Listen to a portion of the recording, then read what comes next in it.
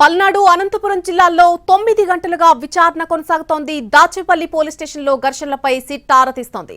పరారీలో ఉన్నటువంటి నేతలు కార్యకర్తల గురించి కూడా వివరాలు సేకరిస్తున్నారు అధికారులు. మరొక గంటలో విచారణ ముగిసే అవకాశం కనిపిస్తోంది. రేపు సీఏసీకి సిట్ నివేదిక ఇవ్వనుండటంతో ఈ రాత్రికే రిపోర్ట్ సిద్ధం చేసి పోలీసు ఉన్నతాధికారులకు సమర్పించే అవకాశం ఉంది. అనంతపురం జిల్లా తాడిపత్రి రూరల్ పోలీస్ స్టేషన్లో సిట్ దర్యాప్తు కొనసాగుతోంది. అల్లర్లకు సంబంధించి నమోదైన కేసుల వివరాలు పరిశీలిస్తున్నారు సిట్ అధికారులు.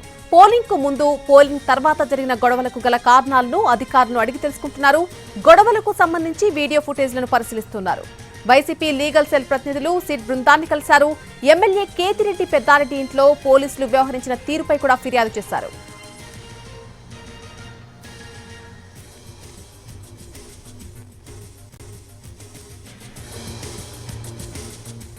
పల్నాడు అనంతపురం జిల్లాలో 9 గంటలుగా విచారణ కొనసాగుతోంది. దాచేపల్లి పోలీస్ స్టేషన్లో ఘర్షణలపై సిట్ ప్రస్తుతం ఆరా తీస్తోంది.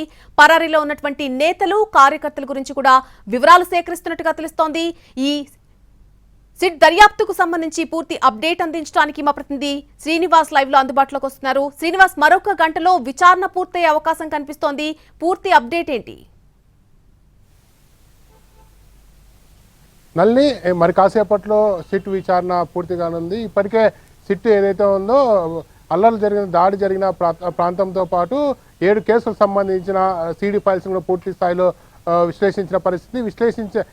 నిన్న నేర ఘటన జరిగిన ప్రాంతంతో పాటు వాళ్ళ 7 కేసులను విశ్లేషించిన తర్వాత ఒక నివేదికను సిద్ధం చేసినట్టు తెలుస్తుంది. మరి కాసేపట్లో సిట్ విచారణ కూడా పూర్తి అవకాశం ఉన్నట్లు పోలీసులు చెప్తున్న పరిస్థితి. ఇప్పటికే బాధితులతో పాటు నిన్న ఏదైతే ఉందో 13, 14 తేదీల్లో జరిగిన గొడవలకు సంబంధించి వైసీపీ లీగల్ సెల్ ప్రతినిధులు ఒక ఫిర్యాదును సిట్ బృందానికి అందజేసిన పరిస్థితి. పోలీసులు ఏకపక్షంగా వ్యవహరించారంటూ 13, 14 తేదీల్లో జరిగిన వీడియో ఫుటేజ్ కూడా సిట్ బృందానికి వైసీపీ లీగల్ సెల్ ప్రతినిధులు అందజేశారు. దీంతో పాటు గత 2 రోజులుగా జరిగిన ఘర్షణలకు సంబంధించి ఎంతమందిని అరెస్ట్ చేస్తారు, కీలక నాయకులు, పరారులో ఉన్న కీలక నాయకులు ఎవరు, వారిపైన ఎలాంటి సెక్షన్లు నమోదు చేశారన్న కోణంలో కూడా సిట్ పూర్తి స్థాయిలో విచారణ చేసిన పరిస్థితి. కీలకంగా ఉన్న నిందితులు ఎవరైతే ఉన్నారో ఆ రోజు జరిగిన ఘర్షణకు సంబంధించి కీలకంగా ఉన్న నిందితులు ఎందుకు అరెస్ట్ చేయలేదని కూడా స్థానికంగా ఉన్న వారిని అడిగి తెలుసుకున్నట్లు తెలుస్తుంది. దీంతో పాటు అజ్ఞాతంలోకి వెళ్ళిన దాదాపుగా 91 మందిని అరెస్ట్ చేసిన తర్వాత మొత్తం తాడిపత్రి పట్టణంలో ఎవరైతే అల్లరి మూకలు రాళ్ళదానికి పాల్పడ్డారో వారంతా పూర్తి స్థాయిలో ఊర్లు విడిచి వెళ్లిపోయిన పరిస్థితి. వీరందరిపైన కూడా పోలీసులు బృందాలు గాలింపు చర్యలు చేపట్టాయి. ఇప్పటికే పలు రాష్ట్రాలు వీళ్ళు దాక్కున్నట్లు సమాచారం రావడంతో ఆ రాష్ట్రాలకు ప్రత్యేక బృందాలను కూడా వెళ్ళి అరెస్ట్ చేయాలని చెప్పినట్లు తెలుస్తుంది. ఇప్పటికే ఇప్పుడు దాదాపు 91 మంది పైన నమోదు చేసిన సెక్షన్లతో పాటు మరి అదనపు సెక్షన్ కూడా నమోదు చేయాలని కోరినట్టు తెలుస్తుంది.